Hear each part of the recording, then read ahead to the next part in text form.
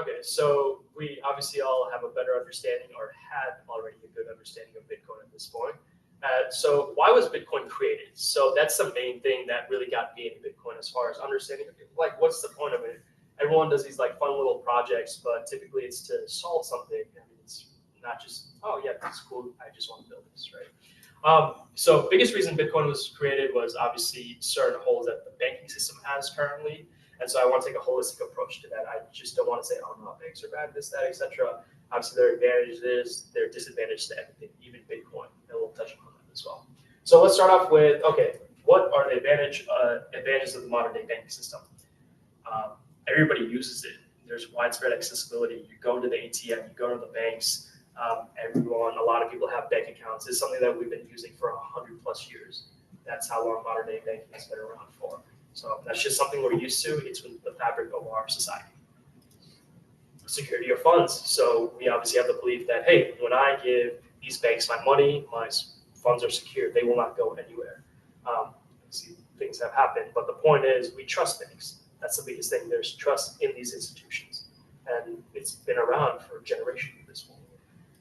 Finally, diverse product offerings. So you can get a loan for a bank, you can get checking account, savings account, you can invest with investment firms within a bank. If you want a mortgage for a house, you go to a bank, essentially. Right? So this is something that's been around for a long, long time. All right, so now basically let's look into disadvantages, or how does Bitcoin address these issues, right? So now we're going to look at, okay, certain disadvantages of the banking system, and then where Bitcoin kind of plugs in. So I'll do a side-by-side comparison here. So banks, they are centralized. So you have the Federal Reserve, you have massive banks, and you have smaller banks. But essentially, you're putting the power for a lot of people into a few hands at this point, and they have trillions of dollars on hand. It's worked for a long time. It's worked up to this point. Obviously, I'm sure you guys remember 2008 and what happened with the subprime mortgage loans there. I mean, you had government and then banks. I mean, government's kind of opened the roadway at that point, and then banks looking, okay, like we want to make more money. Certain bad investments, and that led to the 2008 collapse at that point, right? And ironically enough, that's when Bitcoin was created.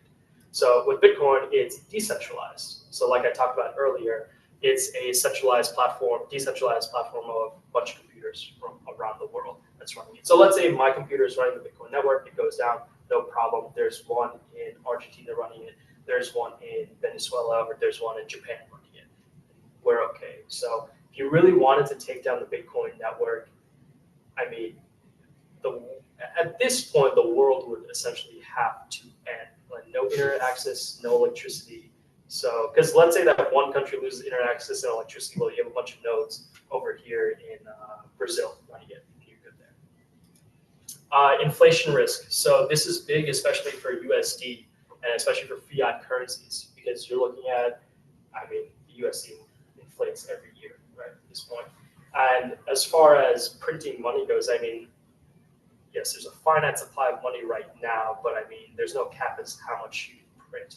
So the Federal Reserve will inject money into, I mean, they don't print, but they will say, hey, like, I want to inject $300 billion into the US economy. They'll do that, and that's kind of just that at that point, especially during 2008 when they had to inject money into it. A couple of years ago, when a couple of banks failed, like Signature Bank, and then Silicon Valley Bank, so they had to inject a little bit of money. It's all fiat money anyway. It is all fiat currencies, yep. So with that, so to your point, 21 million Bitcoin, and so that's a hedge against inflation. There's a limited amount, and so with that, you're not going to see the value of it. I mean, it does go up and down, but if you want your money to be still as valuable or continue to go up, Bitcoin is a good hedge against inflation. Now the comparison is to gold. So with printing money goes, you can just kind of print. I mean, if Jerome Powell and the Federal Reserve decide, hey, like, we need to inject X amount of money, like, they can't do that. Like, that's literally their job. As far as Bitcoin goes, you're not going to be able to print any more money. And as far as getting to it goes, you need to mine Bitcoin. You need to continue mining Bitcoin, which is very energy intensive at that point. Just like gold, if you want to mine for gold, it takes a lot of work. Systemic risk, touched upon this. So, perfect example was 2008 during the Great Recession at that point. I mean, again, a lot of power to a few hands, and Would something like 2008 happen again as far as subprime home mortgages? Probably not, but I mean, it would be something else if you did go into a recession. So trusting a few people to run the economy can be kind of scary at times. So with the Bitcoin network, it's completely secure. So it's never been hacked. And obviously you have a couple of exchanges, yeah, you can talk about that, but the Bitcoin network itself has never been hacked, ever in its 17-year history. Again, decentralization, that's what's really keeping this going. All right, Bitcoin is not perfect. There are current disadvantages of Bitcoin. Number one, everyone talks about is volatility. Yes, the price of Bitcoin goes up and down a lot, and it can. Year over year, though, on a macro level, we'll get to that. It's definitely pretty good, but I mean, let's say this year itself, it was at $78,000 at one point. Now it's up to almost $120,000. So that's almost a 40% increase. That's a lot. I'm sure you would not want your money to devalue or go up and down like that. Yeah, so I mean, price volatility is there, and that volatility will continue to decrease as more and more people buy Bitcoin year over year. But I mean, right now, that's just how it is.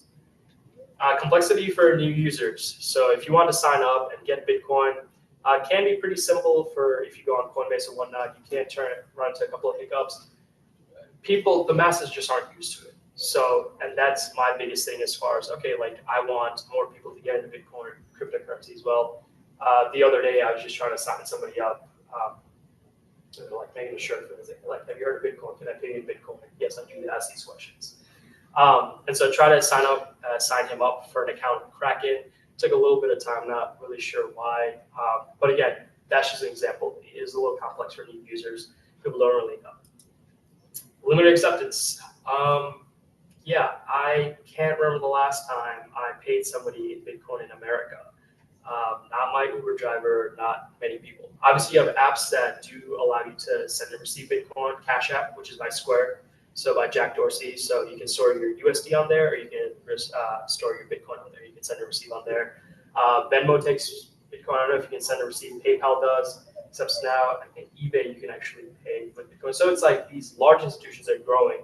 But day to day, like you're not going down the street and then when your bill comes in at a restaurant saying, hey, like, I'll pay in Bitcoin. They probably look at you. Okay. All right. So why does yes, go. We started off talking about all these different meme coins out there. Yes. What is to stop Bitcoin from being not fashionable anymore and something else? That's what we're getting to right now. That's perfect. I'm so glad you prefaced that. That's exactly what we're getting into. You can pay me some Bitcoin. Okay. Oh, wow. You're generous. I'll tell you. All right. So what is so why does Bitcoin matter? Like what is it? What keeps it fashionable, right? So Bitcoin came about in 2008. That's when the white paper was released. It said $0, no price to it at this point, right? 2009, that's when the network was erected. Again, people or developers are trying to build it out at this point in its infancy. I mean, that's when we should have dumped our life savings. Yeah. Yes, we should have. That was the mistake. You have a time machine. We wouldn't be here. We would not be here. Yeah, those guys are like hiding in the corner somewhere. So, yeah, and then the first big Bitcoin transaction was actually 2010. We call that Pizza Day, where one individual paid 10,000 Bitcoin for 2 pizzas. That equated to $41, and each Bitcoin was worth less than 1 cent at that point. Yeah, less than 1 cent. Again, it's still kind of cute. It's like, all right, that's cool. Like 10,000 Bitcoin for 2 pizzas. Like, yeah, back then, not a big deal. This is when things started to kind of like take off a little bit. 2013, the ATMs we were talking about. So Canada and Vancouver, I believe, they're the first one to implement Bitcoin ATMs. Like, all right, that's like kind of getting a little serious. I mean, the value of Bitcoin at this point is around $200, a little over $200. Obviously, it fluctuates. Then you had other governments coming. Japan, they start to accept Bitcoin payments in 2017. Japan is one of the biggest economies in the world, and they're saying, hey, like we will accept Bitcoin payments. And so people definitely should take notice. And that's the year that Bitcoin went up to 20,000. When they did it, it was around 1,300, but by the end of it, it was 20,000. Nigeria starts emerging as a large Bitcoin P2P market. P2P means peer-to-peer. So essentially, instead of exchanging in the local currency, they're exchanging in Bitcoin at that point. And then you see a lot of developing countries do this because let's take Argentina and Venezuela, for example. They defaulted on their loans. Argentina's actually defaulted on the loans several times. And so with that, their local currency, the value of their local currency just melts in their hands. It just inflates. And so for a local citizen, it's much better to go to Bitcoin at that point than say in the Argentina peso or the Venezuelan bolivar. Okay, so then we have El Salvador. So you might have heard this back in 2021. They actually approved Bitcoin as legal tender. So the difference between the two is between what Japan is doing and what El Salvador is doing. Is Japan is just saying, hey, you can pay us in Bitcoin if you want to, like for whatever transactions, if you want to. It's just completely voluntary. With El Salvador, it's mandatory. It is legal tender. They accept US dollars and Bitcoin at that point. So, for example, I was actually in El Salvador back in December because I really wanted to understand and see the hype. And yeah, the hype is real down there. You have a lot of expats moving down there because that's like they're trying to become a Bitcoin country, especially from what they were 5-6 years ago. What they are now is totally different. And so I asked their version of Uber. I asked them, hey, like, can I pay you in Bitcoin? He's like, yeah, no problem. I had never had that interaction in America ever. And I'm like, wow, like, that's crazy. Yeah, send me your public address. Never said those words ever. I'll send you Bitcoin via my Cash App, which is an American app, and via his app, which is Chivo at the time, is government sanctioned, but that's an El Salvadorian app. Did it happen quick and easy, or was it? Yeah, quick and easy. He just gave me his public address, and then I put it into my Cash App, and then I sent him Bitcoin. That was it.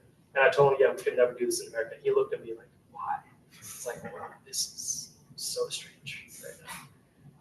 Yeah, that was the first Bitcoin transaction I ever made. My friends made fun of me. They say, yeah, the only reason you went there was to do that, to transact in Bitcoin, which is partially true. That's not far from the truth. And then you have US entered the market, I mean, a little bit ago, back in 2017, they actually approved Bitcoin futures.